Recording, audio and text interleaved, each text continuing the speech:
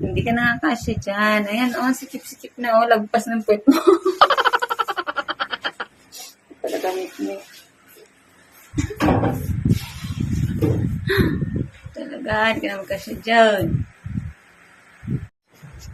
Malaki ka na, oh. Hindi ka nakasya dyan. Lagpas ang puwet. Uy. Hindi ka na magkasya dyan. Huwag ka na dyan mag-ano. Huwag mo nang pagkasya ng katawan mo. Ano ba yan, Nick? Parang chicharong bulaklak. Ala. Kala niya kasya pa siya eh. Malaki ka na eh. 1 year old and a half na to eh. Oh, diba? Hindi ka na magkasya. Kalahati na ang katawan mo yan eh.